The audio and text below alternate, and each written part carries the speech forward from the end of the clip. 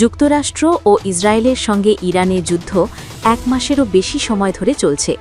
অনেকেই এখন চিন্তা করছেন, মধ্যপ্রাচ্যের এই সংঘাত কি আরও বড় আকার ধারণ করে বিশ্বযুদ্ধে পরিণত হতে পারে।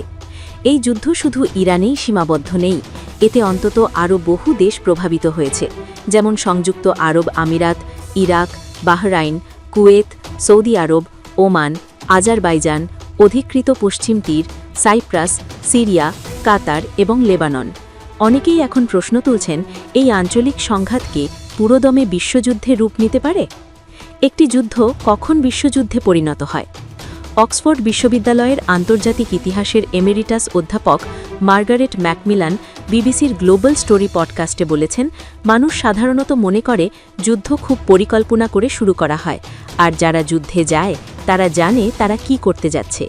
কিন্তু তিনি ব্যাখ্যা করেন, আসলে অতীতের যুদ্ধগুলো দেখলে বোঝা যায় প্রথম বিশ্বযুদ্ধের ক্ষেত্রেও শেষ পর্যন্ত যুদ্ধ শুরু হওয়ার পেছনে কারণ হিসেবে অনেকটাই ছিল দুর্ঘটনা আর প্রতিপক্ষের সাথে ভুল বোঝাবুঝি।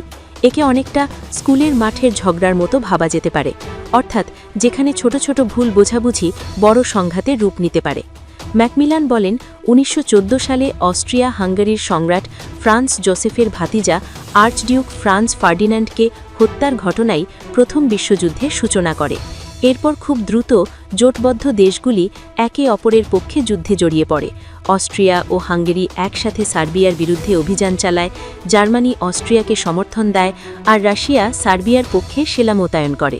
ফ্রান্স রাশিয়াকে সমর্থন করে, আর ব্রিটেন সম্মান ও কৌশলগত কারণে যুদ্ধে যোগ দেয়। এরপর যা ঘটে তা এক ভয়াবহ বৈশ্বিক বিপর্যয়ে পরিণত হয়। লন্ডনের কিংস কলেজের আন্তর্জাতিক ইতিহাস বিভাগের অধ্যাপক জো মাইওলো বিশ্বযুদ্ধকে ব্যাখ্যা করতে গিয়ে বলেন, বিশ্বযুদ্ধ হল এমন একটি সর্বাত্মক যুদ্ধ যেখানে সব বড় শক্তিগুলো জড়িয়ে পড়ে।